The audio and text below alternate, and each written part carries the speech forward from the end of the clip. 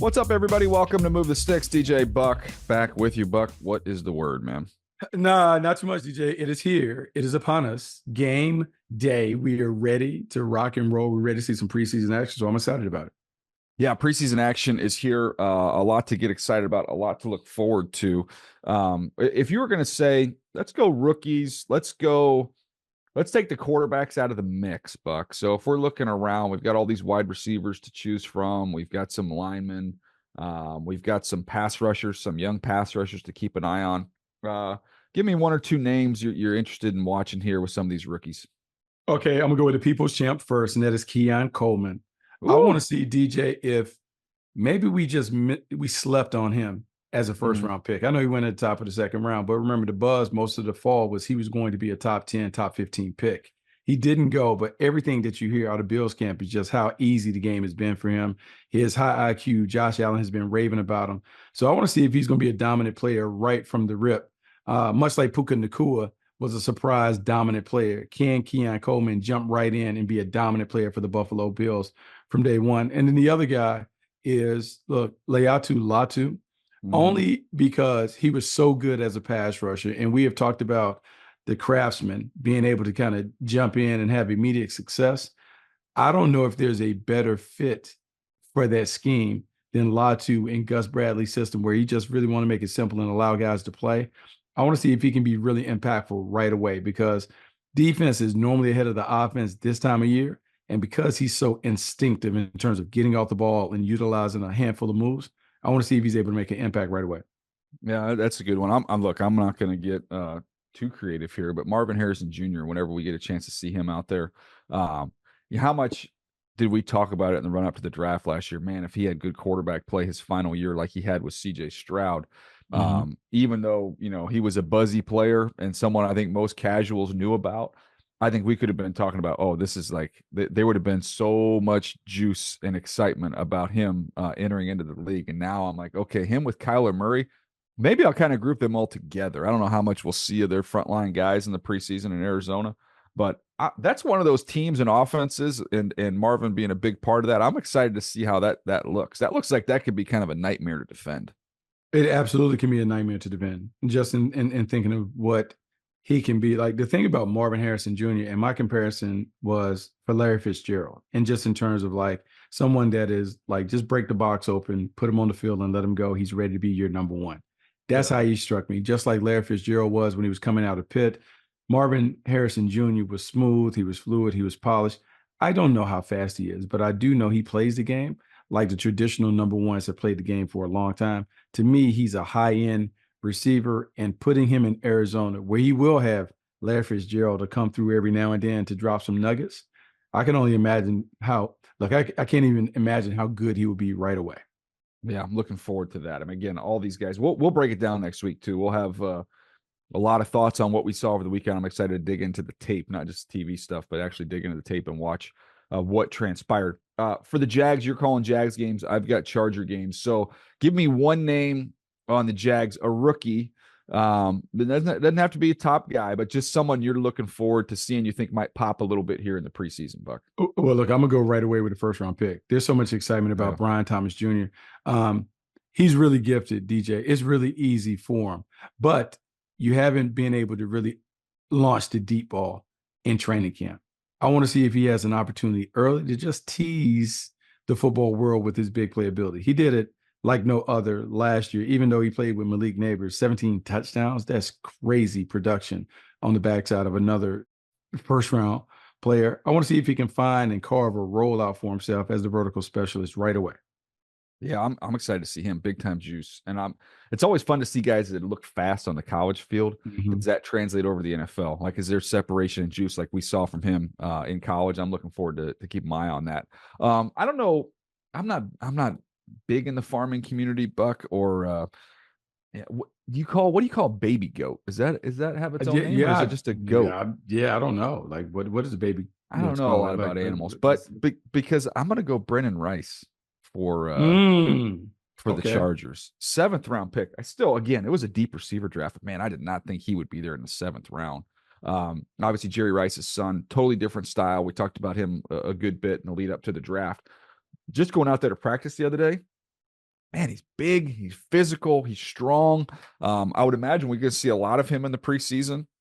It'll be, Easton Stick and Max Duggan and company throwing him the ball. But I think he's one you could pin this. Like I think you come back next week. We might be saying, dude, did you see the plays or the catches that he made? Like he's intriguing to me as someone who just spent one day out there at training camp so far. Okay, baby goats are called kids. They're Okay, called that I kids. knew. I thought there was something there. Nice. So we want Good to see pull. Kid Rice Yes. get busy and see if he can kind of uphold his dad's legacy on the perimeter. DJ, when you watch this dude, man, this dude has some juice to him. He has some spectacular playmaking ability that he offers. And on a team that everyone is looking around trying to figure out where they're getting the production on the perimeter, maybe he kind of surprises from the gate. The one thing that we know, he's going to get every opportunity because it is a meritocracy there. And so he's going to get a chance to kind of show and prove that he can be one of those guys that deserves to be in the rotation. Let's see if he can make some plays. Yeah, and some irony there, right? Think about Jim Harbaugh and the war that he had with USC when he was at Stanford, and here he's got a Trojan receiver to throw into the mix. There's lots of different layers of that too. We think about that Chargers team, Joey Bosa, Ohio State. You got the Michigan Ohio State thing there as well. So a lot of storylines to talk about with the Chargers as we get into the preseason. Buck, you wrote an article recently looking at these quarterbacks that got paid, and there were a number of them this offseason. So you can take this whatever direction you want to go through. But I want to go through all these guys and give me your thoughts on how this ends up working out for all parties involved.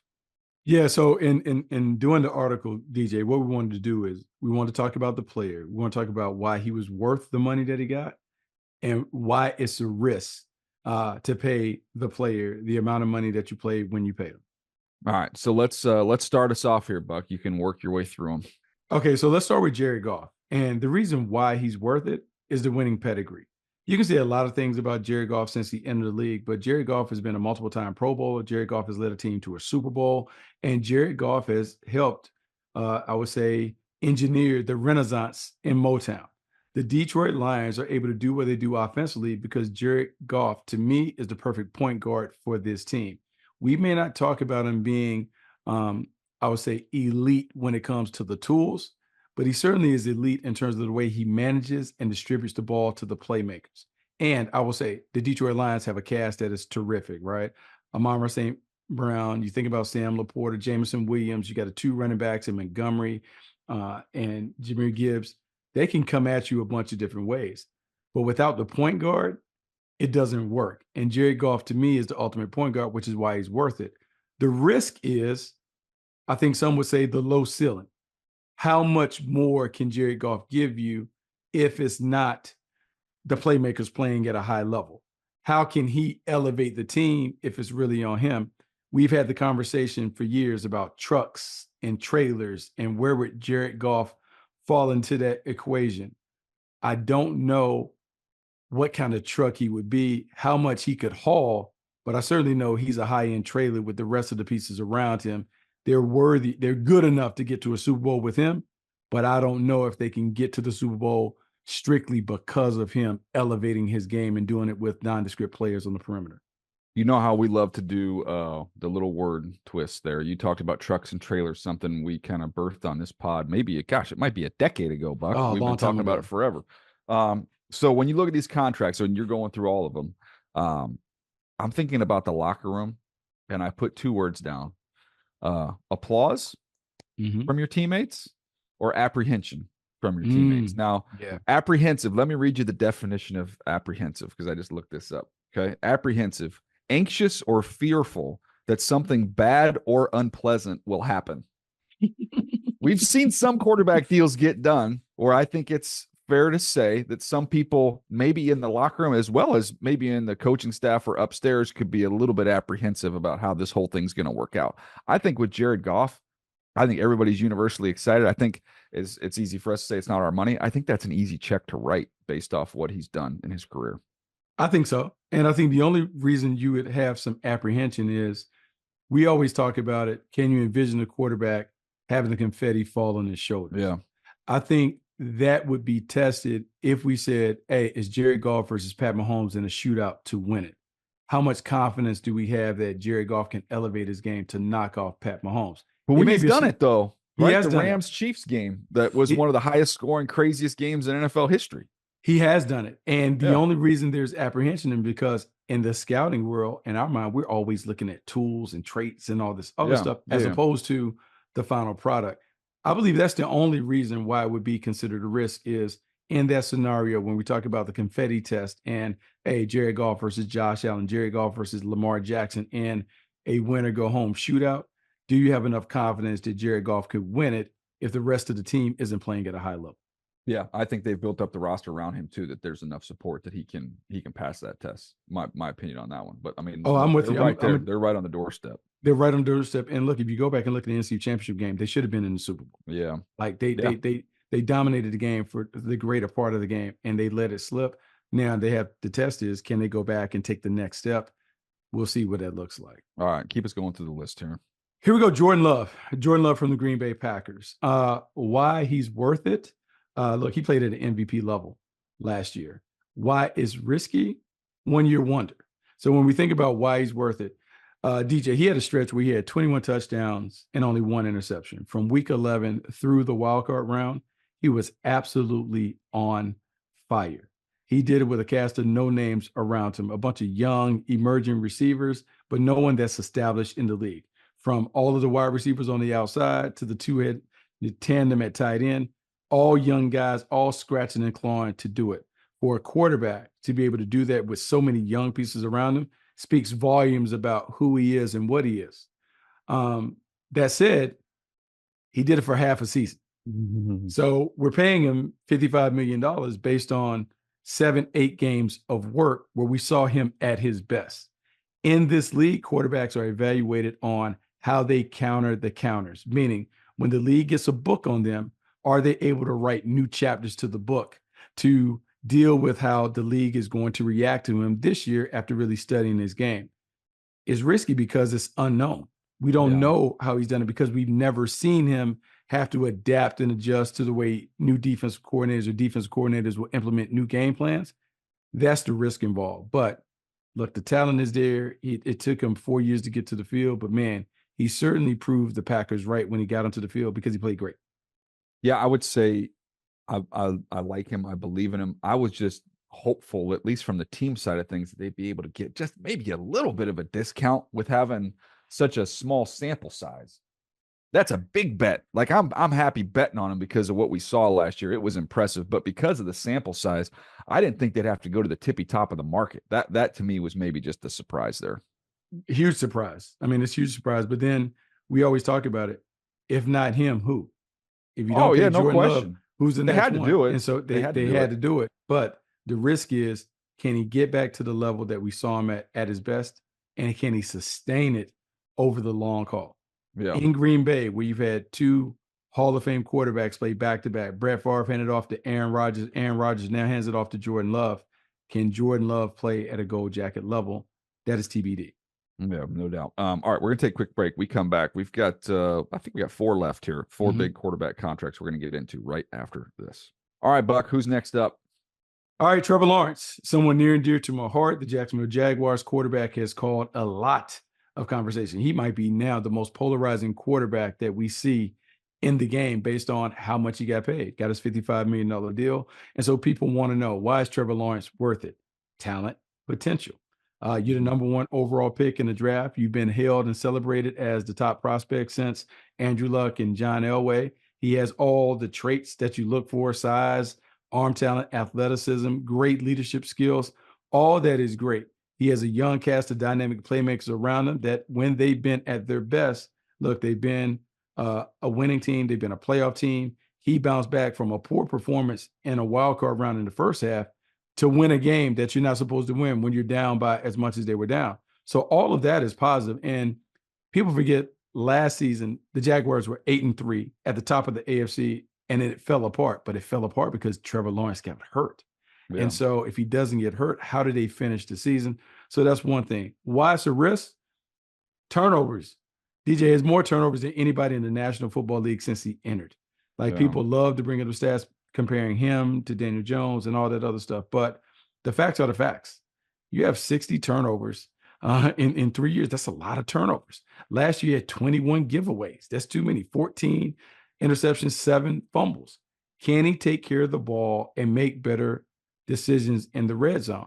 And the final part of the risk is not only the turnovers, but the consistent elevation. Elite quarterbacks show you 4 or 5 times a game why they're elite. Trevor hasn't done that consistently enough to go all in on him being an elite player. Well, now that you have the contract in hand, he has to demonstrate that while also taking care of the ball. He has to show each and every week, this is why he's elite. This is why he's worthy of being a $55 million quarterback.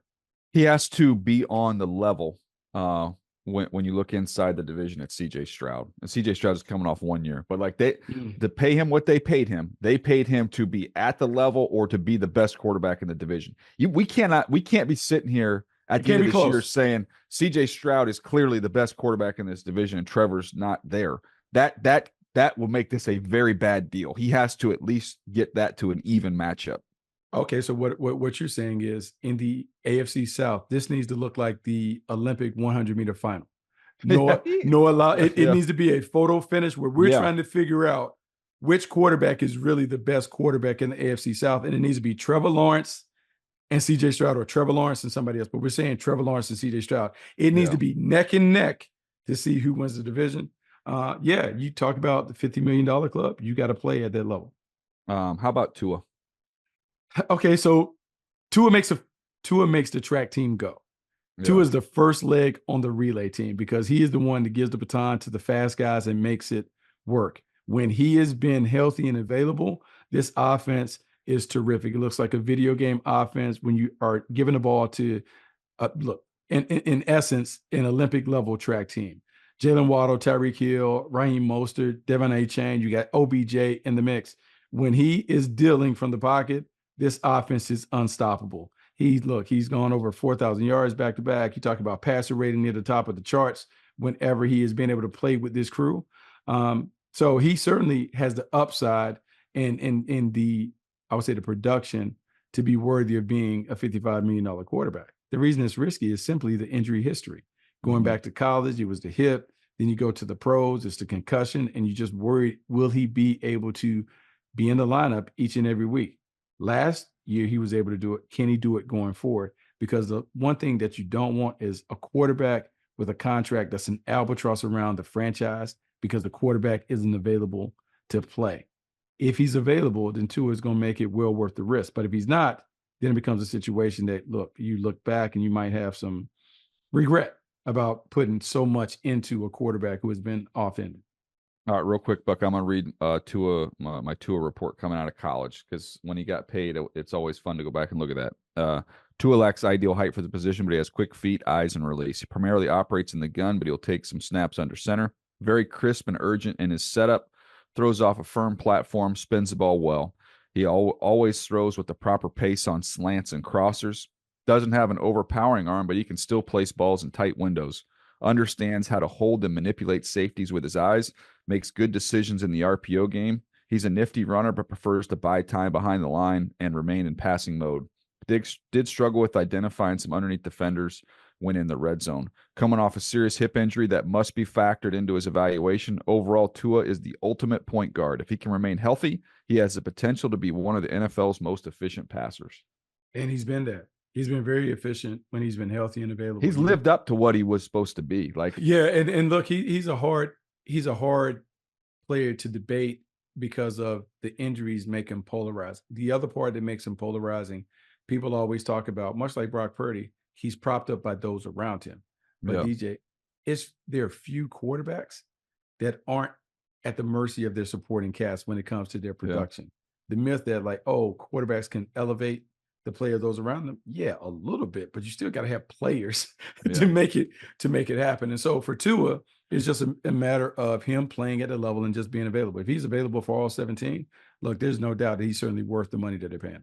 And I think it's kind of a complicated, nuanced discussion, but I think there are more talented players than him at the position that wouldn't fare as well in that offense. I think he's perfectly suited for that offense. There might be some other big arm guys that play well and make big plays with their legs and their big arms. I don't think they would operate that offense as efficiently as he does. The way he processes and the way the ball gets out accurately and quickly. Yeah, number one thing we talked about in evaluation, fit in scheme. How does a player fit in the scheme?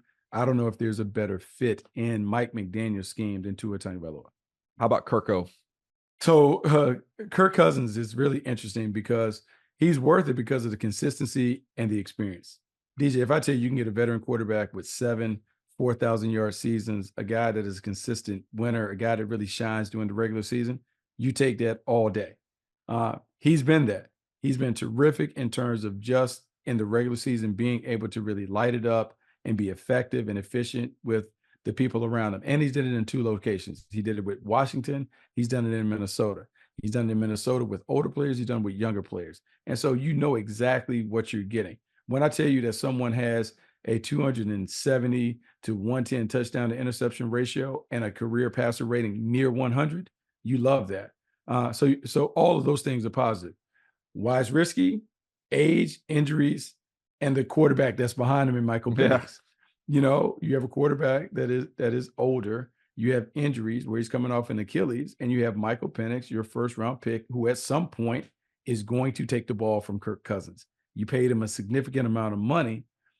So if he's available and if he plays well, that's great. But how long? When's the expiration date on the milk? When does the milk spoil and you have to go and get another carton? So the other carton is already in the refrigerator in Michael Penix. Like how do you manage this if you're Raheem Morris? And so that is the risk. The risk is dealing with an older quarterback who everyone in the building knows has an expiration date because eventually you can give the ball to the young quarterback. Yeah, that's a good point. I mean, that's the intriguing factor of that contract is just what happened after the deal was done. But I will say on Cousins, my last thought on him, I'm obviously, as you know, I'm a lifelong Padre fan, and I remember Machado was struggling. I think it might have been this year or the year before, but somebody asked him like, "Are you worried?" And you're not playing as well. And he's like, "No." He's like, "Look at the back of the baseball card. Like, I've got 10 years of consistent production. Like, I feel like Kirk Cousins is kind of like that. Like, if he posts and plays 17 weeks, he's going to put up good numbers. He's done it for a long period of time right now. He's kind of a made man in that regard." I love that. Is that great? Like, hey, come on, man. Don't worry about my confidence, dude. I know what this is. I know what this looks like. Look at the back of the baseball card. But for Kirk Cousins, DJ, 7 4,000-yard seasons. We can say a lot of things about what Kirk Cousins can't do, but when Kirk Cousins gets the ball and he shows up, they put up points and they put up yards. And as a quarterback, that's part of what the job is. You got to put up numbers, and it has to be because of you. And Kirk Cousins certainly has done that. All right. How about Baker? Baker Mayfield, former number 1 overall pick. He settled in after bouncing around from Cleveland to Carolina to LA, finds his way to Tampa, and really surprised everyone with the way he played. He's worth it because I say swagger and spirals. The confidence that he has is unbelievable. It's infectious. His teammates feel it. He has been, I would say, humble going into Tampa while still retaining the edge that has made Baker Mayfield great. The spirals, this dude, we talk about it. Like, I think some people have talked about him being just a manager, but when you watch him up close and personal, he can spin it. He has terrific arm talent. He can make throws, and it works in Tampa because they surround him with big body playmakers, Chris Godwin, Mike Evans. Those guys are able to put it in the paint, and Baker is the right guy for the job. The Tampa Bay Buccaneers found their way into the postseason, and they could do more damage in the postseason with him really comfortable and settled in as the QB1.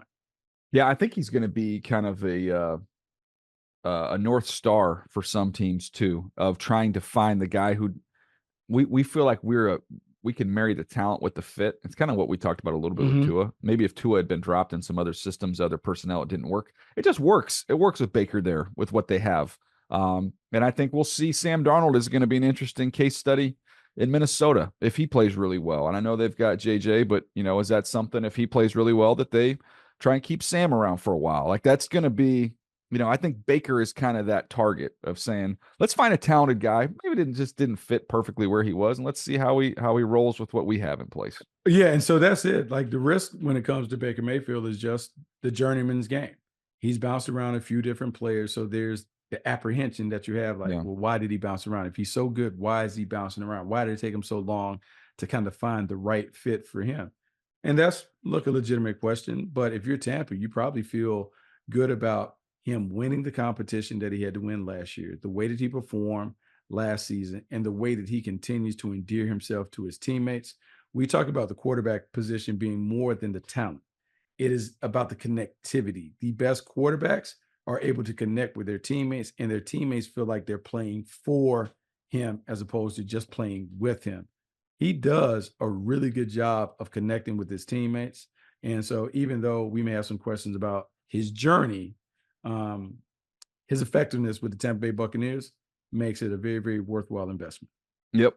There you go. You can check out that article, by the way, NFL.com, where Buck ranks him. I took one out of order, by the way, there, because you had him, with the risks involved there. Baker was 5 on the list, and I had him discuss 6. So him and Cousins would flip. But again, check that out, NFL.com. Great article, Buck. Great idea as we look at all these new quarterback deals. And man, it's preseason's here, buddy. We've got games tonight. We'll be recapping all those next week with 3 fresh episodes. Anything you want to add before we jump out of here? No, man, it's here. We're kicking it off. We get a chance to see some of these guys live out their dreams. More importantly, we get to be on the call talking about some big games. No, excited about it. All right, that's going to do it for us. We will catch you next time right here on Move the Sticks.